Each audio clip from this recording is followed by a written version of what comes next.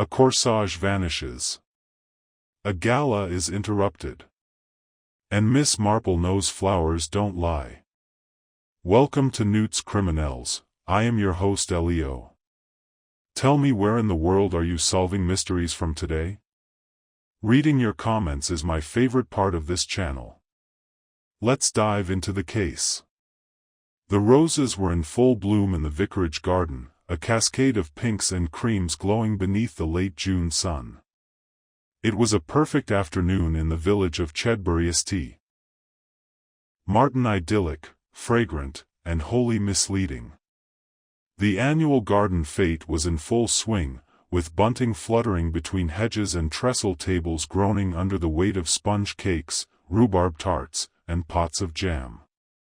Miss Jane Marple, spinster of St. Mary Mead and guest of the vicar's cousin, sat politely in the shade beneath a blossoming lilac. Her knitting, a pale blue baby bonnet, rested quietly on her lap. She did not speak much, not at first. But her eyes, bright and birdlike, missed nothing. "I do think, Vicar," said Mrs. Alice Templeton with a sniff, "that Lady Merton oughtn't to be so brazen. Arriving in that hat. Ostrich feathers in June. It's practically continental." The vicar, a kindly but rather ineffective man in a sweat-dampened collar, smiled weakly. "I'm sure she meant no offense. Quite fond of hats, our dear Lady Merton." Miss Marple looked up mildly. "Of course, it's not the hat itself," she said. "It's what it suggests. People often resent symbols more than actions. In a village, one must be careful not to wear too many feathers in one's cap, literal or otherwise." Mrs. Templeton gave a stiff little nod, uncertain whether Miss Marple was agreeing with her or not. The conversation might have continued along such benign lines had not a sudden commotion drawn all heads toward the rose arbor. There was a sharp cry, female, high-pitched, and the sound of something heavy crashing through the trellis. A crowd formed immediately. Several ladies dropped their teacups. A child began to wail. "Fetch Dr. Chilton!" someone shouted. Miss Marple, with unexpected speed, was already halfway to the arbor. The scene she came upon was not as chaotic as she had feared. Young Lily Braddock, the vicar's maid of all work, stood trembling near the collapsed arbor, her gloved hands pressed to her mouth. Near her feet lay Lady Merton, one pale kid shoe askew, her hat at an absurd angle.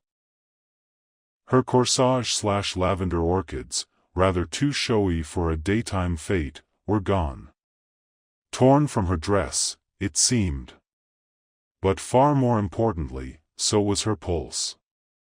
"She's dead," muttered Dr. Chilton grimly, having elbowed through the crowd. "Neck broken. A fall, perhaps. Though she managed well, that's no ordinary stumble." The vicar stammered something about slippery grass. Someone else whispered of Lady Merton's heart condition. Miss Marple said nothing. She looked down at the crushed body, her eyes lingering not on the broken trellis or the torn dress, but on a smudge of something pale and glittering near Lady Merton's throat. "Strange," she murmured. "The corsage is missing. One wonders why anyone would bother to take it." And with that, the first crack appeared in the perfect shell of Chedbury St. Martin's tranquility. The village of Chedbury St. Martin, though charming and well-kept, was not immune to the irresistible lure of gossip. Especially not when it involved death. Particularly not when it was the kind of death that arrived without warning, during a sunny afternoon of sponge cakes and parlor games, and involved a woman like Lady Merton. By Monday morning, the details had already mutated in the mouths of half the villagers. The broken arbor was now described as a blood-soaked ruin by Mrs. Pottles, who hadn't actually seen the incident but was certain she'd heard a scream that had curdled her marrow. Lady Merton's death had been blamed, depending on whom one asked, on everything from heart failure to a vengeful ghost in the lilac tree. The only thing agreed upon was that something strange had happened and that Miss Marple had noticed it first. Not that she said so, of course. Miss Marple sat at her window in the guest room of the vicarage, the morning sun warming her knitting basket. The baby bonnet was almost finished. She had decided on a shell pattern. Her thoughts, however, were elsewhere. There had been something oddly theatrical about the way Lady Merton had fallen. And the missing corsage that troubled her still. Not for its beauty, nor its sentimental value. But for the fact that it was gone at all. People did not usually steal flowers off a dead woman. A knock interrupted her thoughts. It was Mrs. Templeton, armed with a tray of tea and a face brimming with expectation. "Dear Miss Marple, I do hope you've had time to rest." Shocking business, isn't it? Positively Roman. Roman? Miss Marple looked up, amused. Like a tragedy. A woman of means, cut down in her prime, and in public too. I dare say no one shall ever recover. I haven't slept a wink. Miss Marple accepted the tea, stirring it slowly. She was hardly in her prime, dear.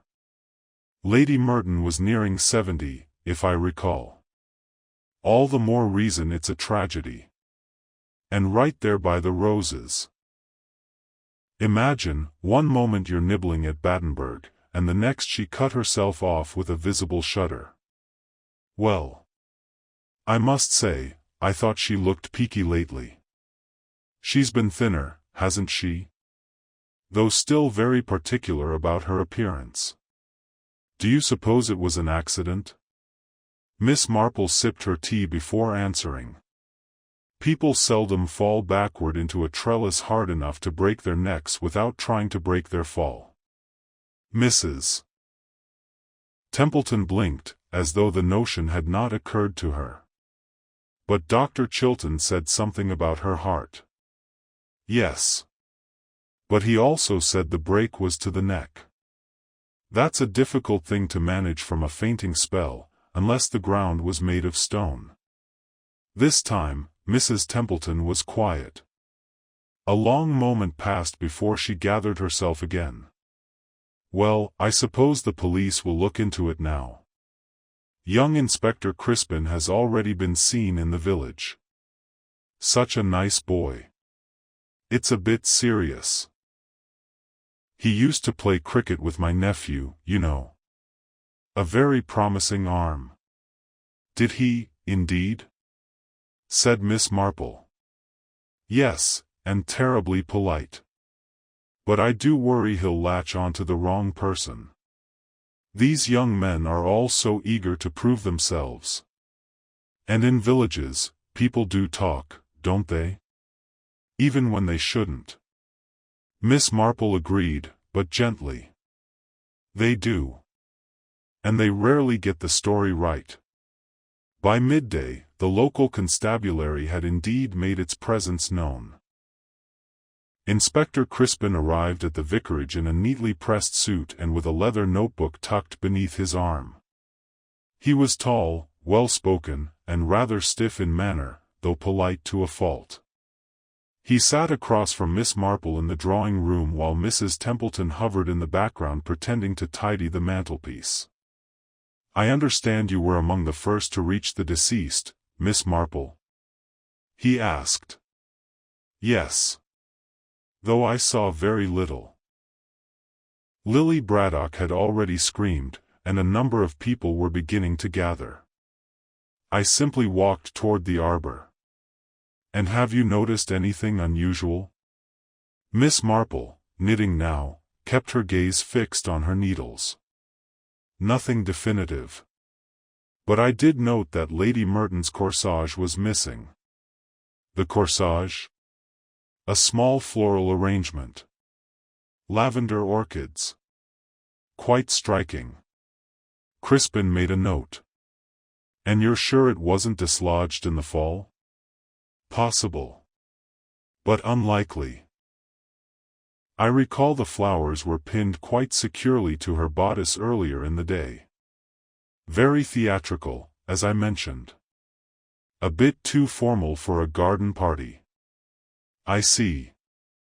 Crispin paused, then looked up from his notes.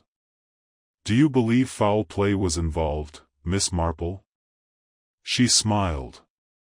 I believe, Inspector, that human nature is not always kind. And when someone dies in such an unexpected and public way, it would be unwise not to ask questions. It was a non-answer, but Crispin nodded just the same. He seemed to regard Miss Marple with a mixture of amusement and caution, as though uncertain how seriously to take her. She was used to it. Later that afternoon, the village's undercurrent of gossip was in full swing. At the greengrocer's, Mrs. Lovelace whispered to the butcher's wife that Lady Merton had been seen arguing with her niece just the day before. At the post office, young Timothy Gedge swore he'd seen a man lurking near the rose arbor half an hour before the fall, though he couldn't say who. And at the village hall, where preparations for the midsummer play were already underway, Miss Irene Pratchett, retired music teacher and occasional meddler, announced to anyone who would listen that Lady Merton had once been engaged to a man who disappeared under mysterious circumstances in Cairo. No one could verify it, but it was a delicious addition to the myth. Back at the vicarage, Miss Marple took tea in the garden with young Lily Braddock, who looked pale and tired in the sunlight. "You poor thing," said Miss Marple kindly, pouring milk into Lily's cup. "It must have been dreadful, seeing her fall like that." Lily nodded mutely. "She didn't say anything to you, did she? Before the fall, I mean?" "No, ma'am. She just looked at me. Like she was about to say something, but didn't." Curious. Lily hesitated. Too was going to pin the corsage back on. It had slipped a bit. She didn't like it looking messy. But when I looked again, it was gone. Miss Marple tilted her head. "And did you see anyone approach her before that moment?" Lily's brow furrowed. "Not close, no. I thought I saw Mr. Denholm near the arbor. But he turned away quickly." "Mr. Denholm?" "Yes, ma'am. Works with Lady Merton's solicitor. Sort of assistant, I think." "Thank you, dear. That's helpful." When Lily left, Miss Marple remained a while longer in the garden. The air was thick with the scent of roses. Somewhere nearby, bees hummed with endless purpose. All seemed peaceful again. And yet, she thought, the missing corsage still fluttered at the edges of her mind like a paper moth. It was not the corsage itself, but the removal of it that told her something. Something had been taken from Lady Merton after her death. Or perhaps just before. And in a village like Chedbury-St. Martin, that meant someone had secrets worth stealing for. The following morning brought rain, soft and persistent. Chedbury-St. Martin, now slick with damp, looked subdued as though mourning the death of Lady Merton in its own quiet, provincial way. Window shutters stayed half-closed. The schoolchildren were marched briskly under umbrellas, and even the village cats seemed reluctant to stir from their porches. Inside the vicarage, the kettle was already hissing, and Miss Marple sat at the breakfast table with the vicar and Mrs. Templeton. The vicar read from the local paper, a crinkled broadsheet that hadn't yet caught up with the tragedy. "There's nothing in the Chedbury Gazette yet," he murmured behind his spectacles. "But I imagine next week's edition will be filled with it. Rather a bother for the editor prefers prize marrows and upcoming raffles." He'll have to work for his ink this time, Mrs. Templeton said. Though if you ask me, he won't get half the truth. Not with all the whispering and half-seen shadows. People do love to embroider. Miss Marple gently spread marmalade on her toast. Yes. But embroidery, you know, can sometimes stitch around the truth as much as cover it. The key is seeing what's beneath the pattern. The vicar glanced over. Are you saying you believe this wasn't an accident, Miss Marple? She smiled softly. I believe that life in a village is never as quiet as it seems. Later that day, Inspector Crispin set about his formal inquiries. He was methodical and precise, speaking to anyone who had been near the arbor at the time of Lady Merton's fall. His notebook filled steadily with names, timings, and half-finished statements. He began with Lily Braddock, who still appeared pale and shaken but answered his questions with as much clarity as she could muster. She came down the path from the tea tent, Lily explained, twisting her fingers in her apron. Her ladyship said something about finding someone. I didn't catch the name. She looked bothered, sir. Upset, maybe. Did she say where she was going? No, sir. But she walked toward the arbor. I was about to follow when I heard the crash. Did you see anyone else near her? I saw a bit of movement through the hedge, Lily added uncertainly. Might have been someone turning away, but I can't say who. Just dark clothes. Crispin jotted this down. His interviews continued with several other villagers. Mr. Henry Denholm, the solicitor's assistant, proved polite but guarded. I was at the fête, yes, he admitted. But I didn't speak to Lady Merton that afternoon. She'd been tense, of late. Private business. Legal matters. I thought it best to give her space. Legal matters? Crispin prompted.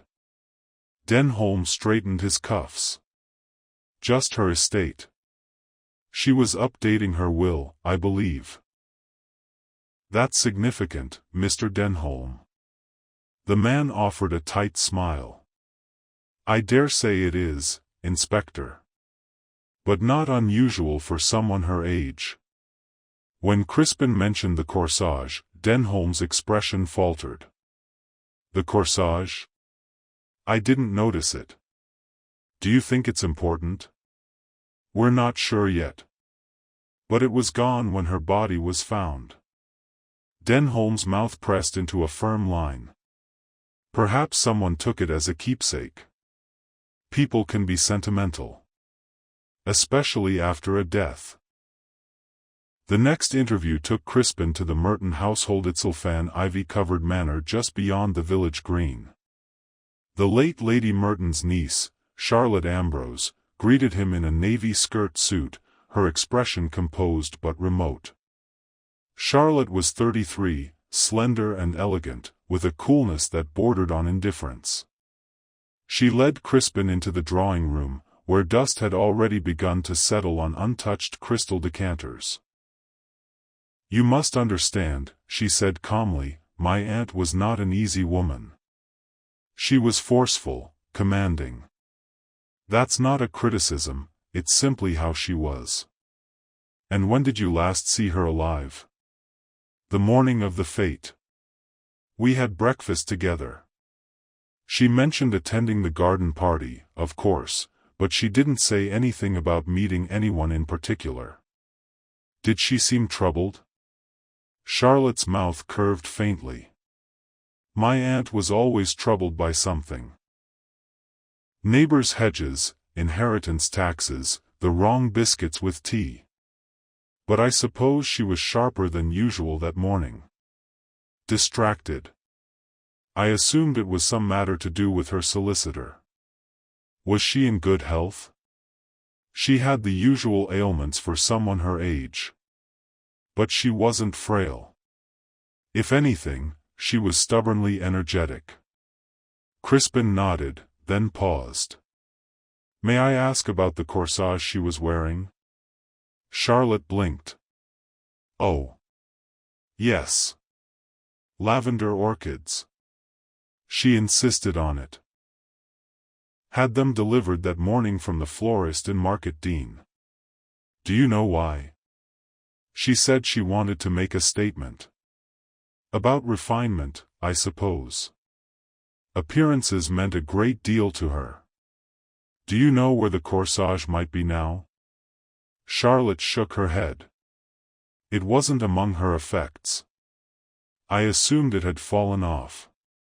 Back in the village, Miss Marple took a gentle stroll through the churchyard. The rain had eased into a misty drizzle, and the scent of damp earth mingled with the old stone of the crypts.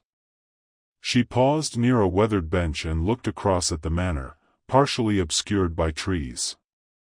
A few moments later, she was joined by Reverend Lawrence, the curate, a young man with more enthusiasm than insight. "Terrible business, isn't it, Miss Marple?" he said, hands clasped behind his back. "I still can't believe she's gone. She was very involved with the Church Restoration Fund." "She was involved with many things," Miss Marple replied, settling herself on the bench. "Tell me, Reverend, was Lady Merton on good terms with her niece?" He hesitated. "I wouldn't say they were close. Polite, certainly. But there was tension. Whispers that Charlotte might be cut out of the will. Though I dare say that's just village chatter." "Chatter often has roots, like nettles," Miss Marple murmured. The curate glanced at her. "Do you think someone killed her?" "I think," she said softly, "that someone knew something she had no business knowing. And she made the mistake of confronting them in public." She rose and made her way back toward the vicarage, passing a stone wall where wildflowers clung defiantly. Behind her, the curate stood very still. Later that evening, while others dined or discussed the day's confusion, Miss Marple made her way discreetly to the edge of the rose arbor where Lady Merton had fallen. She examined the broken trellis, now cordoned off, and let her gaze sweep the flower beds. Something glinted faintly among the roots of a rosebush. Miss Marple bent, using her knitting needle to tease it free.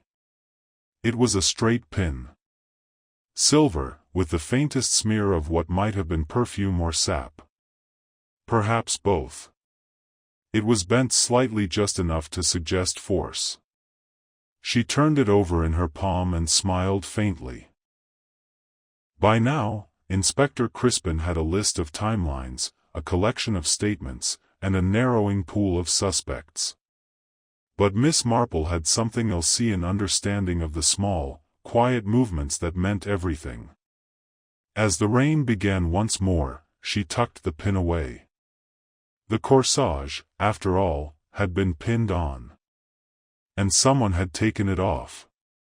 By Thursday morning, the rain had given way to a lingering grey mist that clung low over the hedgerows and rooftops of Chedbury St. Martin. The church bell tolled once for the early hour, long and melancholy, as if the village itself were pausing in respect for Lady Merton. In the small tea-room beside the post office, the usual morning clientele had gathered. The hush of clinking china was punctuated by bursts of whispering. Inspector Crispin's investigations had begun to show visible ripples, not just in the vicarage or at the manor, but in every corner where villagers might assemble and talk in hushed tones. And talk they did. "Mark my words," declared Mrs. Lovelace from behind her teacup, "that niece had something to do with it. Cold as a winter frost, that one. Always looking over Lady Merton's shoulder, like she was just waiting for something to drop dead." Across the table, Miss Irene Pratchett leaned in, her mauve hat slightly askew. "I've always said Charlotte was too clever for her own good. There was a fellow she courted once, left him for reasons no one ever understood. Just dropped him. And she never smiled after that. A third voice piped up from a corner.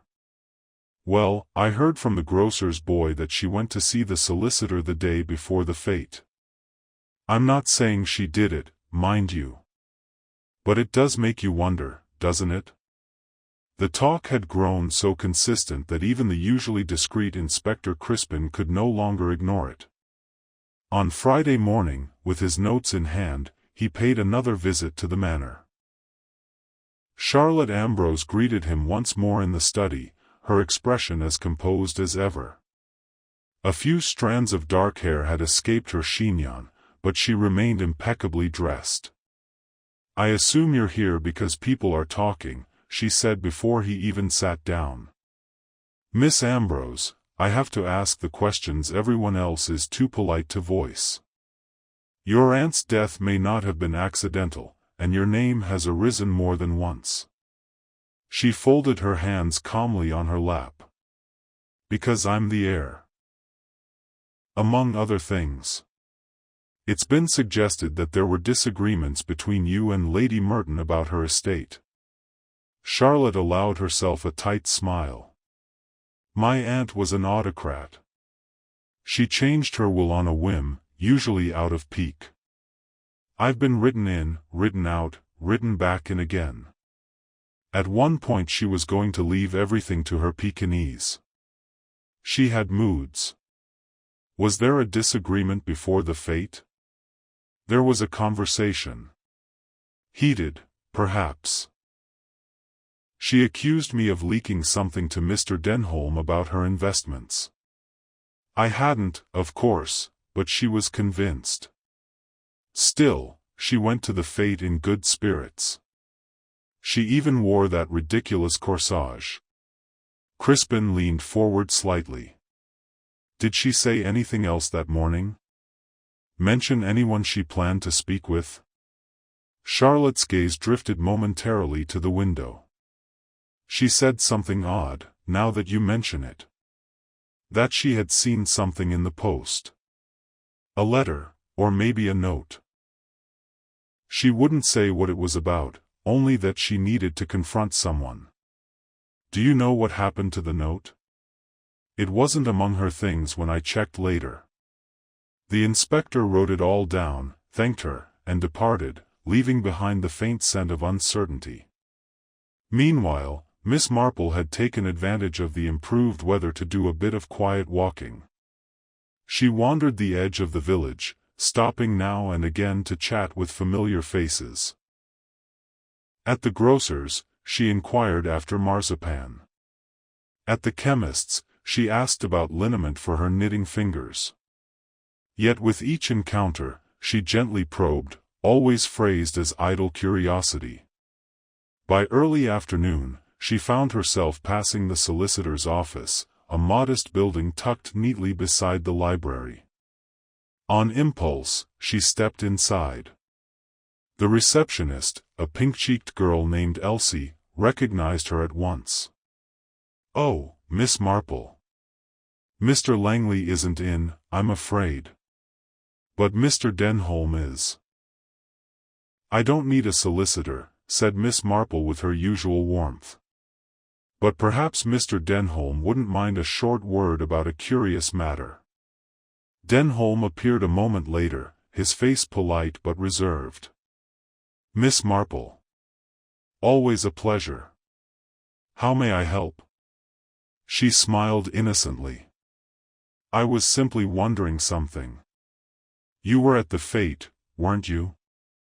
And quite near the rose arbor when poor Lady Merton had her accident?" "I was nearby," he confirmed, voice steady. "You didn't happen to speak with her?" "No. She seemed agitated. I thought it best not to approach." "Quite right, quite right. Still, you must have noticed something." Denholm looked at her carefully, weighing her. "Only that she was wearing that corsage. It was memorable." "Oh yes, lavender orchids. Not a flower one sees every day in a village garden. She said something about sending a message. Did she now? How curious. Denholm offered nothing more. Miss Marple took her leave with gracious nods, her smile never faltering. But she thought to herself as she walked home, Lady Merton had made a statement with her corsage. Not just a flourish of fashion, but something intentional. Something symbolic. Back at the vicarage, the mood had grown heavy. The local constable had begun formally questioning fête attendees. More whispers about Charlotte had begun to surface, and though Miss Marple listened to every voice, she remained unconvinced. It was far too convenient. Charlotte stood to inherit. She'd had disagreements. Her coolness made her seem calculating. But it was too open, too expected. In Miss Marple's long years of observing human nature, she had learned one simple truth: people who murder often try to blend into the background, not stand in the spotlight. At dusk, she returned once more to the garden where the fall had occurred. The broken trellis had been partially removed, and the roses drooped under the week's rain. She knelt near the base of one bush where she had previously found the bent pin. With gloved fingers, she turned over a few damp leaves. This time, she found something else, a small fragment of lavender silk, no more than an inch across, caught on a thorn. The corsage. Or part of it, at least. She turned it over in her palm and brought it to her nose. A faint scent lingered, something sharp and citrus-like. Not the perfume Lady Merton usually wore. Miss Marple rose slowly and looked across the garden, her eyes lingering on the path where guests had wandered during the fête. Someone had taken the corsage. But someone else, or possibly the same someone, left a piece of it behind. And now, with a clue in hand and questions swirling around those too easily suspected, she felt the game beginning to sharpen. The obvious suspect was often only a curtain. Behind it, the true player watched and waited. The mist had finally lifted from Chedbury St. Martin, revealing hedgerows glistening with dew and cottages once again bathed in cheerful morning light. Yet the brightness did little to lift the somber tone that had settled over the village. The death of Lady Merton, once considered merely unfortunate, had now become the topic of dark speculation in parlors and bakeries alike. It was not just grief or gossip, it was the unsettling realization that a murderer might walk among them. At the vicarage, Miss Marple sat in the morning room with her knitting basket on her lap and her spectacles perched low on her nose. She worked slowly, not because she lacked skill, but because her thoughts had taken precedence over her needles. The scrap of lavender silk she had found the day before was tucked carefully inside her sewing kit, next to a coil of blue yarn and a tiny pair of gold-handled scissors. It was not much, a mere shred of fabric, but it spoke volumes.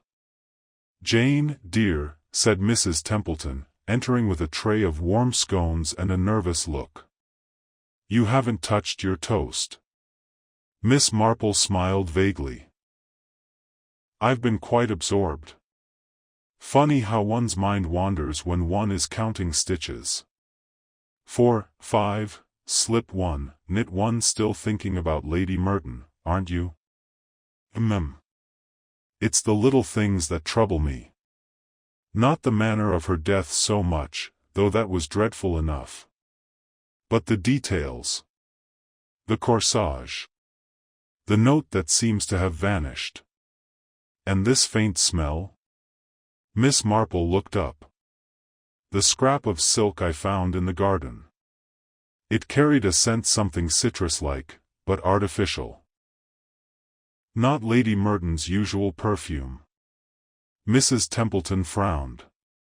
"How do you know what perfume she wore?" "One notices, dear. Older women of a certain bearing tend to favor powdery florals, violet, rose, sometimes heliotrope. This was sharper. Almost medicinal. Later that day, Inspector Crispin arrived unannounced. He was wearing the same gray suit he had worn every day that week, and his notebook now bulged with loose papers and hand-scribbled notes. He was polite as always but less composed. "I must say, Miss Marple, you seem to be getting more out of this village than I am.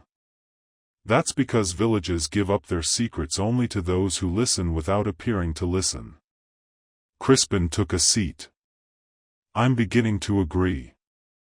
I spoke with the florist in Market Dean. The corsage Lady Merton wore lavender orchids was indeed delivered the morning of the fête. But there's more. It was paid for not by her, but by someone else. Anonymously." Miss Marple's knitting paused mid-stitch. "That is interesting. An anonymous gift and a flower that's both uncommon and deliberate. Orchids are not chosen lightly. They are expensive, showy, and symbolic." The florist said a young man placed the order. Brown coat, glasses. Didn't give a name. Miss Marple tilted her head. "And yet he wanted Lady Merton to wear it." "Exactly. The florist recalled he specifically asked for it to be pinned to the bodice, with a silver stickpin." Miss Marple blinked slowly. "How very precise." "I've also spoken again to Mr. Denholm. He claims he never saw Lady Merton that day. But I have it from Lily Braddock that she saw him quite near the arbor, only moments before the fall." Miss Marple nodded. "Yes, Lily mentioned that to me too. He's clever. Slick. But something's off. And now there's talk about her will. Apparently there were recent amendments, not yet signed but witnessed. In the new version, Miss Ambrose's inheritance is dramatically reduced. Most of the estate was to be given to a charitable trust's preservation fund for old country churches." Miss Marple's eyebrows lifted. "Really? That doesn't sound like Lady Merton." "Exactly my thought. I've requested a copy of the draft from Langley, the solicitor. But there's something even more curious apparently. A letter arrived at the office that morning, addressed to Lady Merton, marked private. Mr. Langley assumed it was from a financial advisor, so he didn't open it. After her death, the letter went missing." Miss Marple set her knitting aside. "Vanished? No sign of it. Not in her bag, nor at the manor. It's as if someone took it before she died or directly after." "And no one saw her reading it?" "No. But she mentioned the message to at least 2 people before her death. Denholm and her niece." Miss Marple's eyes drifted to the window. "It all ties back to that corsage. That oddly chosen flower, delivered anonymously. It was never just decoration. It was a message. And I suspect Lady Merton understood exactly who sent it." The same afternoon, Miss Marple visited the churchyard once again, ostensibly to admire the newly planted foxgloves. She walked the rows slowly, pausing here and there, until she spotted the Reverend Lawrence seated on a low stone bench, leafing through a worn hymnal. "Good afternoon, Reverend," she said. "Miss Marple. You startled me. Out enjoying the weather? And the peace. There's something quite restorative about graveyards, don't you find?" "Oddly, yes." She sat beside him. "You've known Charlotte Ambrose a long while, haven't you?" "Since we were children. We used to play cricket down by the old orchard before it was sold off. She was always a fierce batter. Wouldn't let the boys win. She doesn't seem the type to suffer fools. She's difficult, I suppose." Proud. But not cruel. Do you think she was close to her aunt? He hesitated. I think she wanted to be. But Lady Merton kept her at arm's length. Always hinting, never confirming.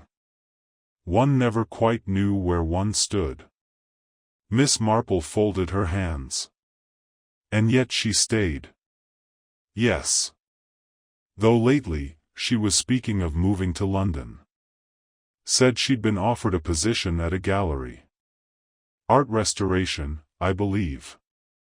That's rather a pity, Miss Marple said. So few people these days value continuity. History. She rose gently and left the curate to his thoughts. The village was quieter that evening. The pub closed early, and windows glowed gently with lamplight. Miss Marple sat alone in her room, examining the scrap of silk once again. She took a pinch of it and rubbed it against a small cloth she had dabbed in warm water. A faint yellow stain emerged. Not sap. Not perfume. Lemon oil. That confirmed something. Lemon oil was not commonly used in perfume. It was more often found in furniture polish or specialty cleaning products. Or, more interestingly, in theatrical makeup removers. Miss Marple smiled to herself. There had been a performance at the fête, hadn't there? A short comedic play staged before the guests began their stroll through the gardens. She had not stayed because other arthritis had led her to the shaded bench early, but many had watched. And someone involved in that performance had worn lavender silk. She would need to look again at the cast list. Because the corsage had not merely fallen off. It had been removed deliberately. And in the doing, a scrap of another identity had come away with it. Someone had been playing a role at the garden party. Now it was time to find out who. Saturday dawned with a clarity that seemed almost unnatural. Sunlight poured over Chedbury St. Martin, illuminating each weathered stone cottage, every ivy-covered fence post, and the neat hedgerows that framed the lanes like a child's drawing of a perfect village. It was, one might say, too perfect. The kind of morning that promised comfort and calm, all while masking the unease that now took root in the heart of the community. Miss Marple was awake early. She had spent much of the previous evening going over a small program she'd collected after the fête, a folded piece of cardstock printed with the schedule of events. It had been tucked in the side pocket of her handbag, barely remembered until she'd begun to think more seriously about the performance that had taken place just before the murder. There it was, in neat type, a light sketch, The Courting Cobbler, performed by the Chedbury Players. The cast was listed beneath, with a handful of local names. Among them Timothy Gedge, the postmaster's teenage son, and Helen Pritchard, a quiet, serious girl who worked part-time at the chemist. But one name stood out more than the others: Stephen Radnor. Stephen was a recent arrival to the village. He'd been staying in a rented cottage near the edge of the moor writing a book, he'd said, though few knew what sort. He was in his early 30s, dashing in a theatrical way, and spoke often of his time in London, though the details of his life there were always vague. People liked him well enough, but as Miss Marple often noted, charm was no substitute for character. By mid-morning, Miss Marple was in the garden once again, seated on her favorite bench beneath the holly tree when Inspector Crispin approached, his brow furrowed. "Miss Marple," he said, with an air of quiet purpose, "I've received confirmation from the florist. The man who ordered the corsage paid in cash. Gave no name. But Elsie from the solicitor's office passed along something she thought odd. Apparently, someone came in earlier that week asking about Lady Merton's will. Said they were writing an article about prominent local families. But they never gave their name either. That does seem bold," Miss Marple replied gently. Particularly since Lady Merton guarded her affairs as closely as her silver. Exactly. I think the letter that went missing may have contained something threatening. Maybe blackmail. I've sent word to London to look into her financial dealings, but it could take weeks. Miss Marple tapped a finger lightly against her knitting basket. Inspector, I wonder if you might accompany me to the village hall this afternoon. I believe there's someone we both ought to speak with. He glanced at her sideways. Do you have someone in mind? Not a suspect, she said with a small smile. But someone who might help us make sense of the play. At 2 o'clock, they met in the hall, which still smelled faintly of varnish and old costumes. Miss Irene Pratchett, retired music teacher and unofficial head of the Chedbury Players, was waiting for them. She wore her usual lavender wool suit and a brooch in the shape of a treble clef. I did wonder when you'd come, she said, setting aside a pile of faded scripts. It's a terrible business, isn't it? Poor Lady Merton. She never liked our productions, and said they were too modern. But she insisted we perform this year. I suppose she liked the idea of culture at the fête. Miss Marple nodded. I wanted to ask about the costumes, if you don't mind. Particularly those worn by the players during the sketch. Oh, all the usual fare. Bits from the costume cupboard.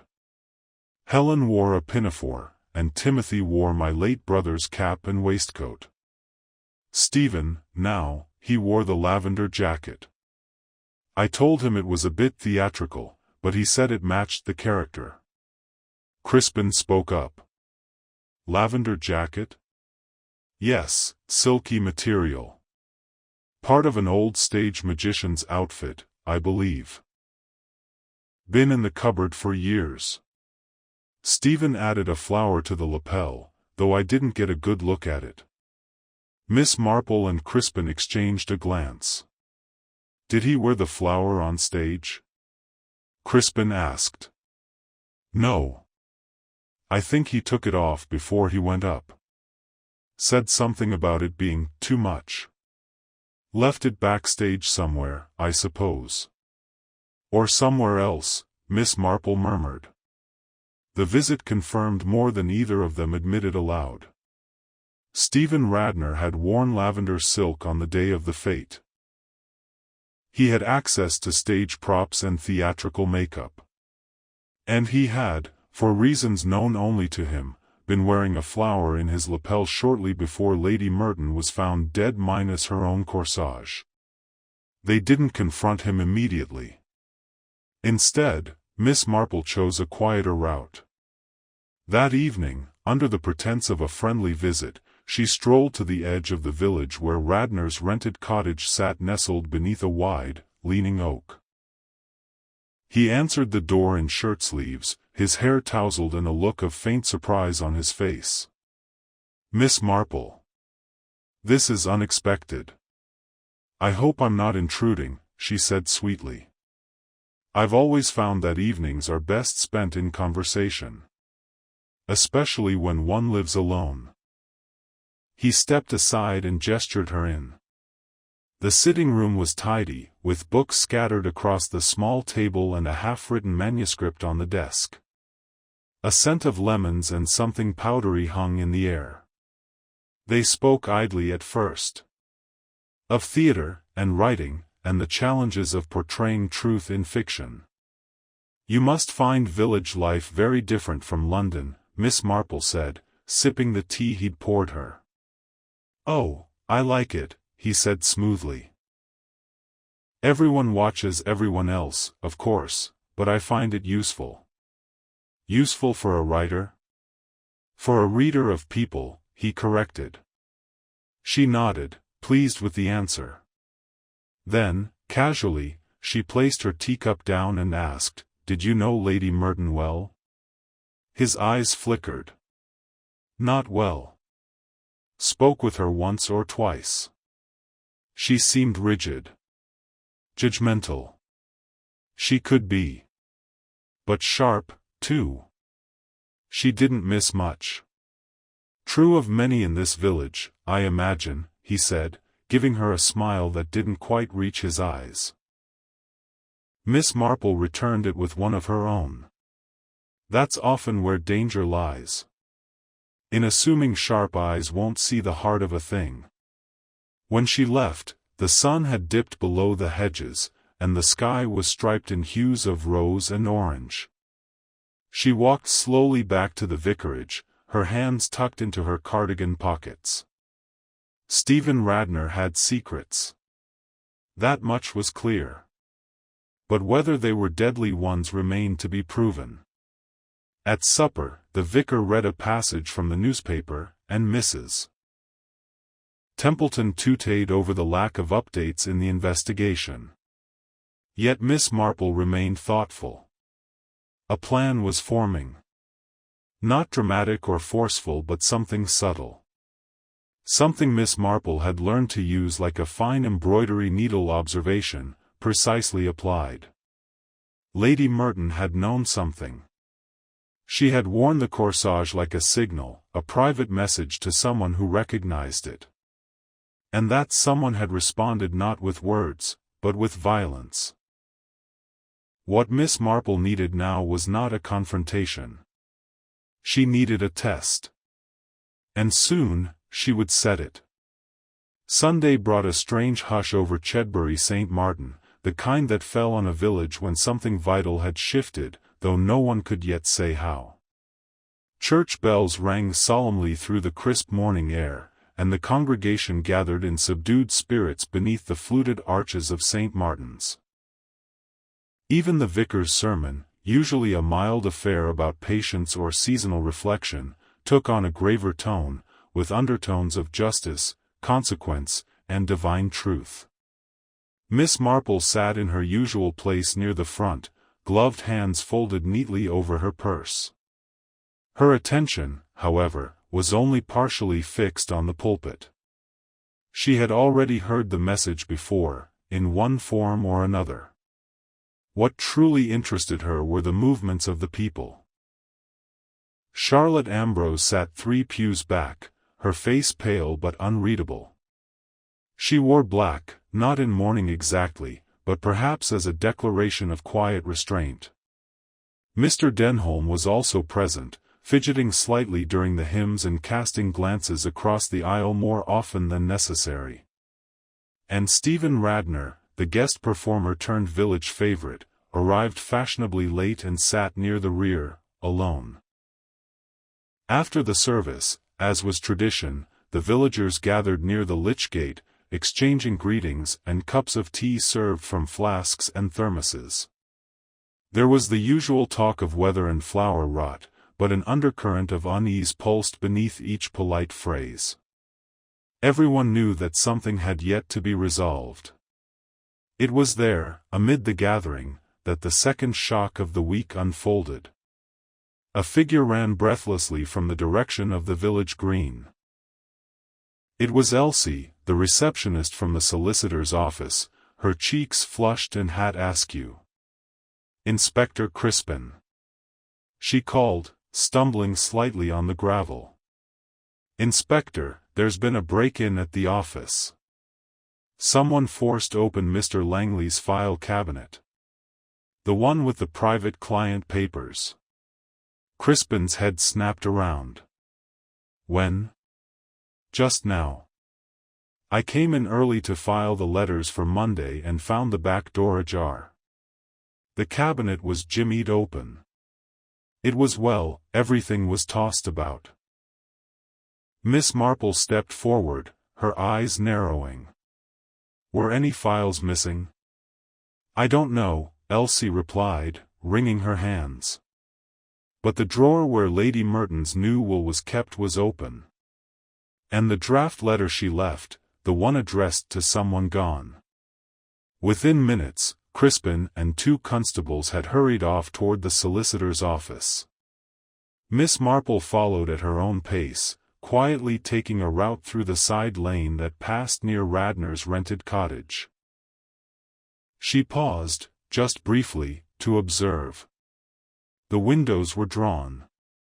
No smoke rose from the chimney, and the garden path looked undisturbed.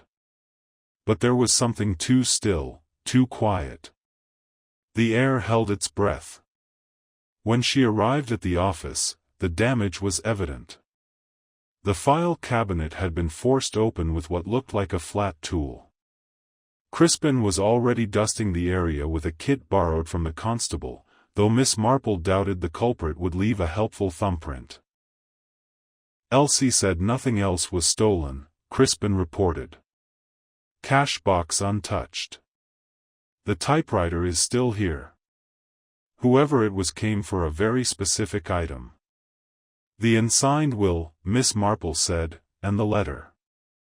Crispin nodded grimly. The solicitor confirmed it was a personal letter.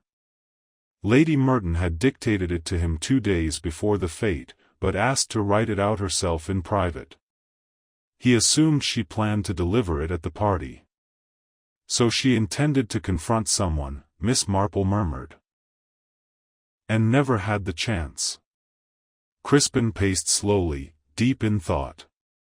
Miss Ambrose claims she knew nothing about any letter. Denholm says the same. Both were at the fête. Both had motives, in different ways. Miss Marple considered that. But only one had access to lavender silk and knew how to use lemon oil to remove theatrical makeup. Crispin gave her a sidelong glance. Radnor? He fits the profile. But there's something that still doesn't feel quite right. A professional performer might not be so clumsy as to leave behind evidence. And Radnor's real motive, if he has one, remains vague. It was late afternoon by the time Miss Marple returned to the vicarage. The mood in the house had grown tenser. Mrs. Templeton, who usually bore gossip with delighted energy, now seemed fretful. She paced the drawing room, tidying cushions that didn't need straightening. "Did you hear about the break-in?" she asked as Miss Marple entered. "It's all anyone's talking about now. Do you suppose it was the killer, trying to cover their tracks?" "That seems a likely reason," Miss Marple said gently. "But there's another possibility." Mrs. Templeton paused. "Which is?" "That the killer isn't trying to cover their tracks. They're trying to eliminate someone else's." At that moment, the front doorbell rang. Reverend Lawrence stood on the step, visibly distressed. "I do beg your pardon, Mrs. Templeton, Miss Marple, but I wonder might I speak to you in private?" They led him to the sitting room, where he sat heavily, clasping his hands. "I've remembered something," he said, eyes flickering with guilt. "About the day of the fête. I didn't think it was important until now." "Go on," said Miss Marple. "I saw Stephen Radnor in the vestry that morning. He wasn't supposed to be there, but I'd left the door unlocked. He said he was looking for a mirror and said he wanted to adjust his costume for the performance. But there's no mirror in the vestry, not one anyone uses." "Did he take anything?" Miss Marple asked. "I don't know. But he was near the safe, and that's where we keep parish records, marriage bans, charitable trusts, things Lady Merton was involved in." Miss Marple leaned back slightly. "That's very helpful, Reverend. And you're right to mention it now." After the Reverend left, Miss Marple took a moment to gather her thoughts. She had seen this before, many times in quiet cottages and country lanes, in seemingly harmless family disputes and long-forgotten feuds. It was never just about money. Motive came in many shades: pride, resentment, fear. And sometimes, it was about something deeper. Lady Merton had known something. She had received a letter, perhaps even multiple letters. She had confronted someone at the fête, using a symbolic gesture, the Corsage, as a silent accusation. And for that, she had died. But the murderer hadn't planned on such a public scene. And now, the panic was setting in. By evening, the village was alive with speculation once more. Some believed Charlotte Ambrose was about to be arrested. Others thought Denholm was hiding a secret affair. A few whispered that perhaps Radnor had a criminal past. Yet Miss Marple, sitting once more at her window with her knitting in hand, knew better. The corsage was never just a flourish of fashion. It had been planted/offered by someone who knew what it represented. And the answer lay not just in the performance at the fête, but in the audience. Because someone in the crowd had recognized it for what it was. And had killed to silence it. Monday arrived with an oppressive stillness, the kind that settled heavily over rooftops and lingered beneath trees. Chedbury St. Martin had begun to hold its breath. Shops opened later than usual. Curtains twitched more frequently. The postman, normally quick with a cheery wave, hurried his route without pause for idle chat. The village had tasted suspense now, and it weighed on every doorstep like an unwelcome caller. Whispers of suspicion circled like smoke, touching names already tainted and some not yet spoken aloud. But in the vicarage, Miss Marple moved with unhurried calm. She spent the morning in the garden, trimming her sweet peas and deadheading roses, while Mrs. Templeton stared out the drawing-room window with a look of fierce preoccupation. "Jane," she said, clutching her tea with both hands, "the village has turned inside out. It's as if no one trusts anyone anymore. Everyone's pointing finger. Charlotte, Denholm, that actor fellow Stephen Radnor," Miss Marple said mildly, removing a withered bloom. "Yes, there is plenty of finger-pointing just now." "You don't sound surprised." "Because it always happens when fear takes root. People would rather guess than wait. But guesses are not the same as answers." Miss Marple finished her gardening, washed her hands, and sat down at her writing desk. She took out a sheet of creamy stationery, the kind the vicar kept for important correspondence, and dipped her pen in ink. She wrote quickly and without hesitation. When she was done, she folded the letter, addressed it by hand, and handed it to Lily Braddock. "Be a dear and deliver this to Mr. Radnor's cottage. Make sure it goes directly into his hand." Lily glanced at the envelope, surprised but dutiful. "Of course, Miss Marple. Right away." Miss Marple returned to her knitting, eyes thoughtful beneath the gentle clicking of needles. 2 hours later, the sun beginning its slow descent behind the village green, Stephen Radnor arrived at the vicarage. He looked polished but uncertain, dressed in a neat blazer and open-necked shirt, the envelope still in his pocket.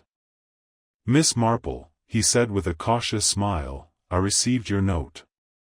Do come in, Mr. Radnor. I hope you don't mind, but I thought it might be pleasant to take a short walk. The path by the orchard is particularly lovely this time of day." He agreed, though his movements betrayed a tension she did not acknowledge. They set out down the narrow lane, past the rows of cottages and the schoolhouse, turning left where the road forked into the trees. Miss Marple walked slowly, her steps small but deliberate.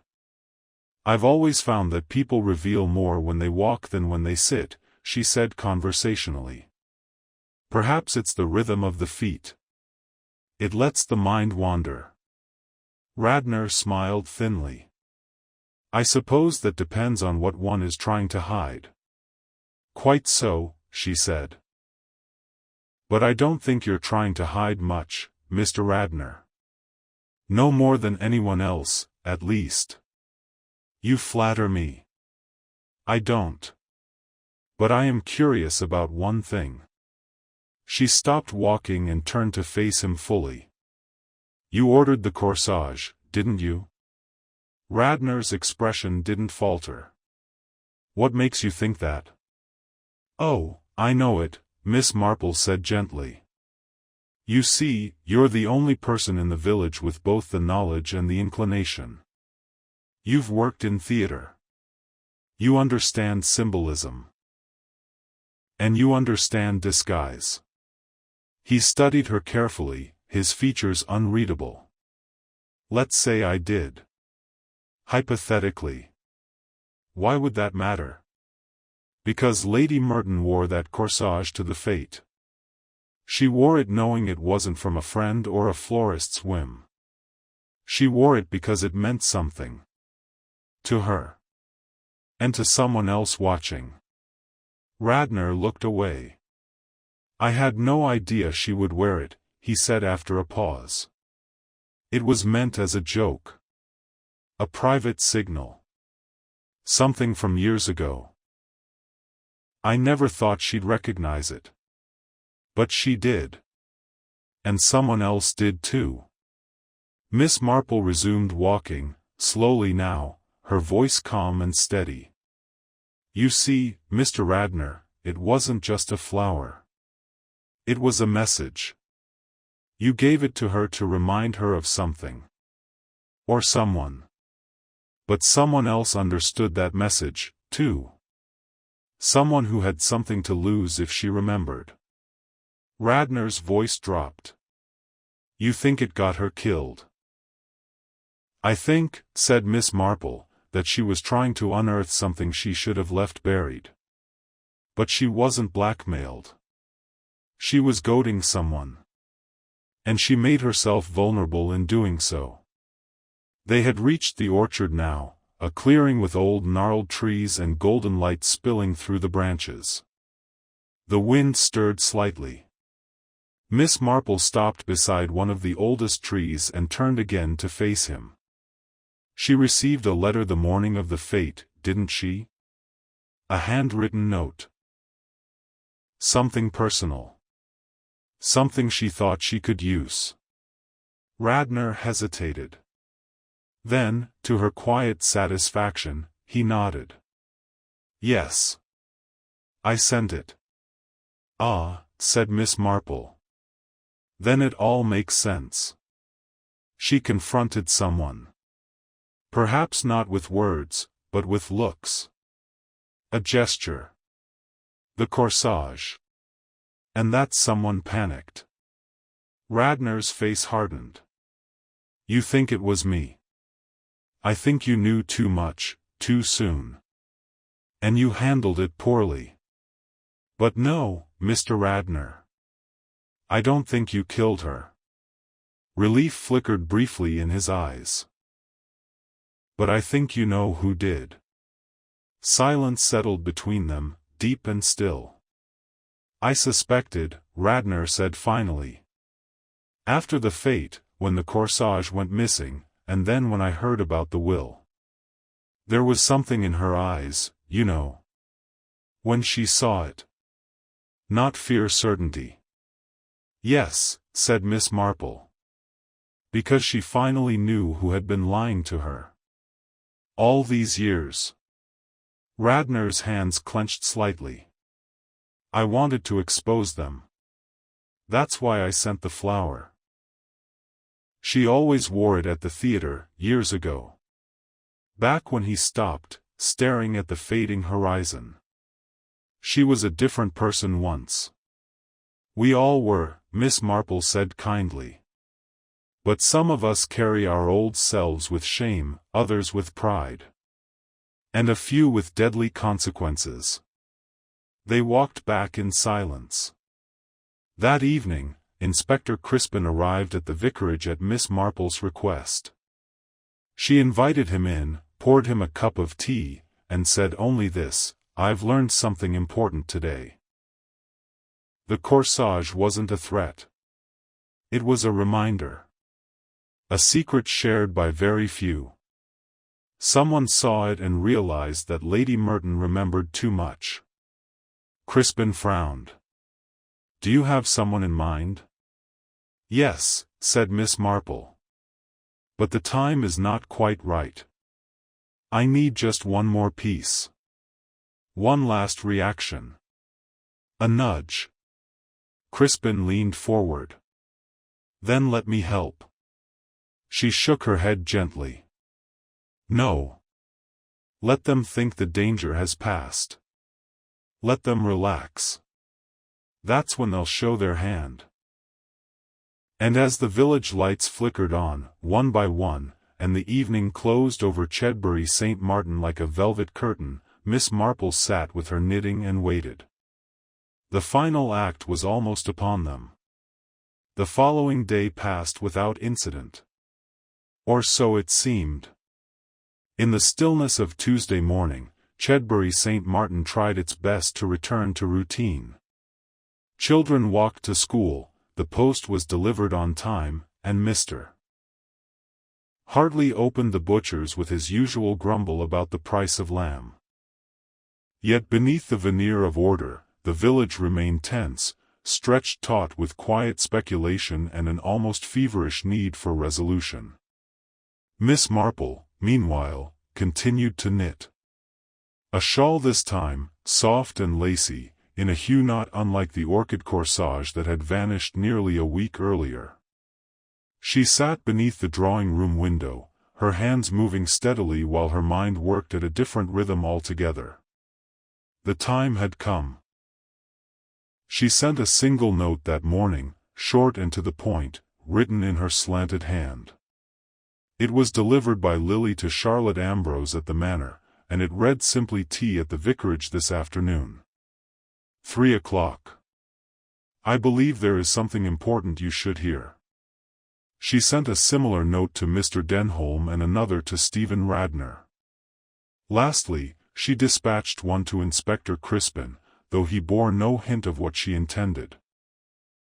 When 3 o'clock arrived, the drawing-room was warm with the scent of bergamot and fresh scones. A small fire had been lit against the dampness, and Mrs. Templeton had laid out the good china, sensing that something of weight was about to unfold. Charlotte arrived first, dressed impeccably in grey. She nodded at Miss Marple with the polite stiffness of one who suspected more than she said. Mr. Denholm followed soon after, his posture rigid and hands too still in his lap. He greeted no one in particular, merely offering a civil nod before accepting a cup of tea. Stephen Radnor entered next, looking thoughtful and unusually quiet. He stood near the mantel, avoiding Charlotte's gaze. Lastly, Inspector Crispin appeared, notebook in his pocket but eyes sharp and wary. Miss Marple waited until all were seated before she spoke. I must thank you all for coming, she began, gently stirring her tea. I realize this may seem a rather odd gathering, but sometimes clarity arrives not with interrogation but with a shared cup and a quiet room. Charlotte raised a brow. Clarity about what, Miss Marple? About Lady Merton, she said simply. And the corsage. A subtle shift passed through the room, the kind that only the very observant might notice. Mr. Denholm leaned back slightly. Radnor shifted his weight. Charlotte's lips tightened. Miss Marple went on. Lady Merton was not a universally beloved woman. We can agree on that. But she was sharp, proud, and most importantly, aware. She received a note the morning of the fête, written in familiar hand, delivered quietly, and bearing a private reference. It reminded her of something or someone from a past she had, until then, believed safely buried. Crispin interjected softly, we know a note exists. But no one has admitted to sending it. Mr. Radnor did, Miss Marple said, nodding toward him. It was he who placed the order for the corsage. He who sent the note with it. A symbolic gesture. Not intended to harm. Intended to signal recognition. Radnor's jaw tensed, but he offered no denial. Miss Marple continued. Lady Merton wore the corsage that afternoon, not as an ornament, but as a silent declaration. She wished to confront someone. Not directly, perhaps, but by appearance. She meant to say, "I remember." Charlotte's eyes narrowed. "And you believe that prompted someone to kill her?" "Yes," Miss Marple said quietly. "Because memory is dangerous. Especially when it is tied to identity." She reached beside her and picked up a small cloth-wrapped bundle from her sewing basket. Gently, she unwrapped it to reveal the bent silver pin, the scrap of lavender silk, and a folded sheet of paper. "I found this," she said, placing the fabric on the table, near the arbor where Lady Merton fell. Not far from her body. It did not belong to the corsage but rather, I believe, to a costume. Theatrical. Stained with lemon oil used in makeup removal. Lavender silk, very like the jacket worn in the Fate performance. She turned to Radnor. "You had no reason to remove the corsage, did you?" "But someone did." Radnor swallowed hard. "No. I never touched her." Miss Marple nodded. "Then who did?" Her gaze turned slowly toward Denholm, who had gone quite still. "I believe it was you, Mr. Denholm." He gave a short laugh, dry and brittle. "That's absurd. I was near the arbor. Witnessed by Lily Braddock. You said you hadn't seen Lady Merton that day, but that was a lie. You approached her after the sketch had ended, when the guests were distracted with tea and music. She said something to you. Something damning. Perhaps she even used your real name." Denholm's face was drained of color. "Your former name," Miss Marple said softly.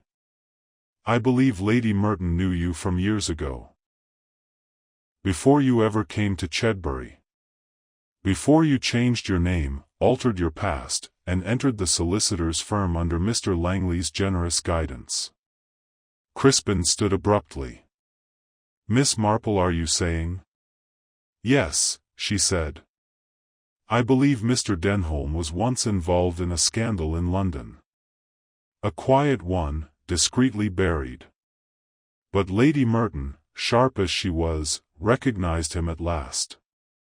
The corsage wasn't just symbolic to her. It was a confirmation. And she confronted him." She turned again to Denholm. "You didn't mean to kill her, did you? It was an impulse. She said something threatened to expose you and you panicked. You pushed her. Perhaps just to silence her. But she fell badly. And then, realizing what you'd done, you removed the corsage. Not out of sentiment, but because it linked back to Radnor, and through him, to the past." Denholm didn't speak. His mouth worked soundlessly, his fingers pressed hard against the arms of the chair. "You didn't know about the letter in the solicitor's files," she continued, "until after the fête. When you returned later, in desperation, you broke in and removed it. But by then, it was already too late. The memory had been shared." Crispin moved toward Denholm now, hand resting near his pocket. "You'll come with me, sir," he said quietly. "I believe you and I have a great deal to discuss." Denholm stood, slowly. He didn't protest. He merely looked at Miss Marple with something like disbelief. "You never stopped knitting," he said hoarsely. "I find it helps the mind work," she replied. Crispin led Denholm out. The room was still. For a moment, no one moved. Charlotte finally exhaled. He seemed so ordinary. Miss Marple gave her a gentle look. Most dangerous people do. Stephen Radnor stepped forward, voice low. I never meant for any of this to happen. I know, Miss Marple said kindly. You were only trying to test a memory. But some memories, once awakened, have the power to destroy. As the fire crackled softly behind her, Miss Marple gathered the bits of cloth and metal, folding them neatly back into the cloth. There was no need to display them anymore. Their purpose had been fulfilled. Outside, the late afternoon sun broke through the clouds, lighting the rooftops of Chedbury with a soft golden hue. The truth had been revealed. And soon, the village would begin to breathe again. By Wednesday morning, the atmosphere in Chedbury St. Martin had changed once again. The fog of suspicion, thick and swirling only days before, had begun to lift. It did not vanish entirely, such clouds never do in an English village, but the sharpness of dread had softened, giving way to something more like understanding. Or resignation. Inspector Crispin, after a long and private conversation with Henry Denholm in the back office of the local constabulary, made a quiet departure to Market Dean, taking his reluctant prisoner with him. No handcuffs, no dramatic outbursts, just a black motor car disappearing down the lane, leaving only the fading sound of tires over gravel. Miss Marple, for her part, declined to watch. She remained at the vicarage, seated beside the window with her shawl drawn loosely over her shoulders. Her knitting lay untouched on her lap. She gazed out at the garden instead, where the roses trimmed back just 2 days before had begun to bloom anew. Mrs. Templeton brought in the post and a small vase of wild primroses, setting them down beside Miss Marple with a look of hesitant relief. I suppose that's that, then, she said softly. Yes, said Miss Marple, without looking up. For now. Mrs. Templeton folded her hands. It's always the quiet ones, isn't it? I would have sworn it was Charlotte. Or Mr. Radnor, with all that mystery and theater about him. But Denholm just looked so ordinary. Miss Marple gave a faint, almost wistful smile. It is a terrible habit, assuming evil wears dramatic clothing. In my experience, it far more often dons tweed jackets and polite smiles. A silence passed between them, filled only by the ticking of the mantel clock and the cooing of doves outside. I do feel sorry for Charlotte, Mrs. Templeton said at last. All that suspicion. And she truly had no idea, did she?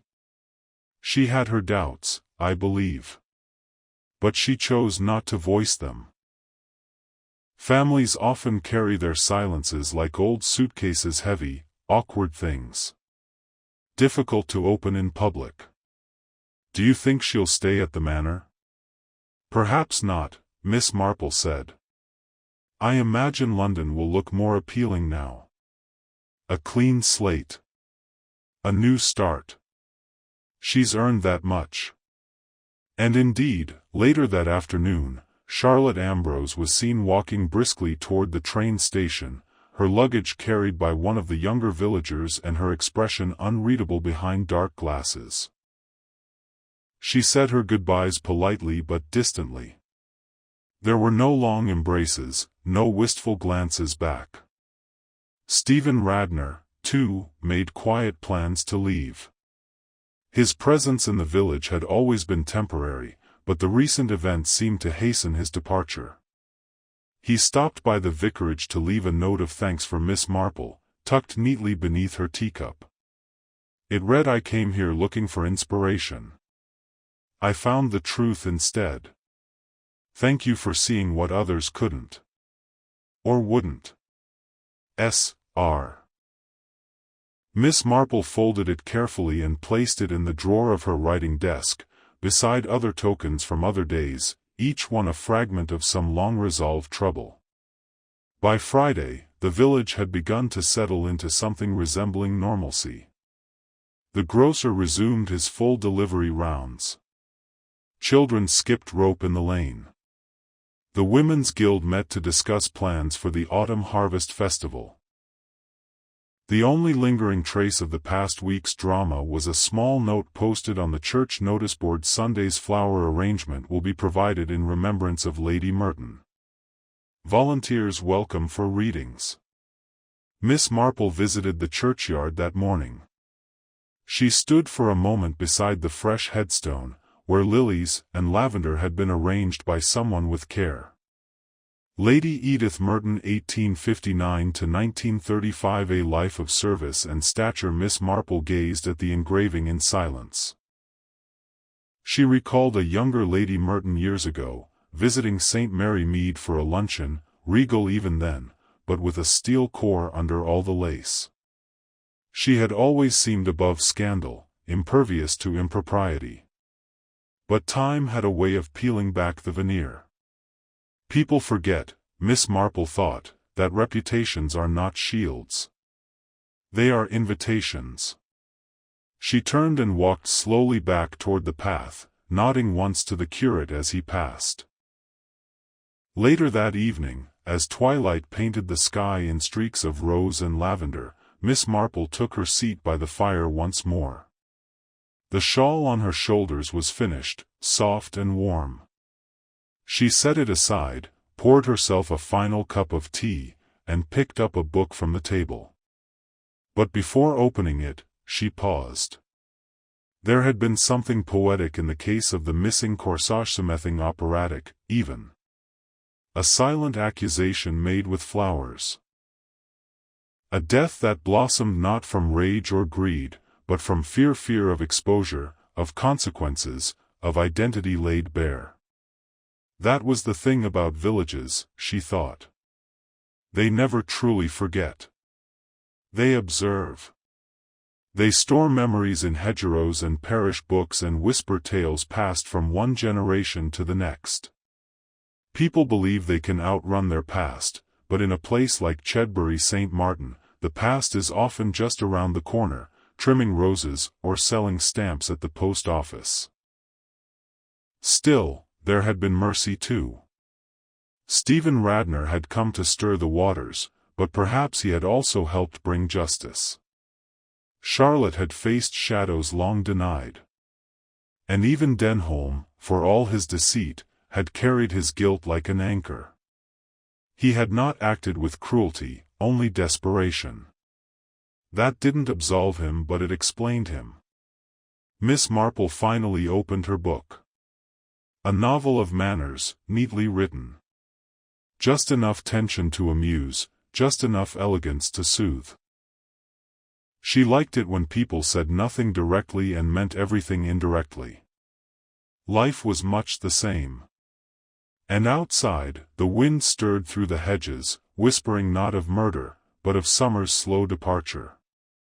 Another season would come. Another fete. Another round of jam competitions and flower arrangements. The cycle would resume, just as it always had. But somewhere within the village's shared memory, the affair of the missing corsage would remain. A quiet story. A cautionary tale. And in the midst of it, as always, a woman who knew how to listen, and how to see. Not through spectacles alone, but through the patterns of human behavior, the tremor in a voice, the tilt of a teacup, the silence that followed a seemingly harmless question. Miss Marple smiled to herself and turned the page. The fire crackled. And all was, for the moment, at peace in Chedbury St. Martin.